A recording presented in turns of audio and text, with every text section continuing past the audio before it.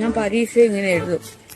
ഒരു വരി എഴുതിയിട്ട് ആ വരി പിന്നെ തിരിച്ചിട്ട് ഇങ്ങനെ എഴുതുമായിരുന്നു. അതായത് വാട്ട് ഈസ് ദ നെയിം എന്ന് ചോദിച്ചാൽ നെയിം ഈസ് എ വാട്ട് എന്ന് ഞാൻ തിരിച്ചെഴുതുമായിരുന്നു പരീക്ഷ പേപ്പറിനകത്ത്.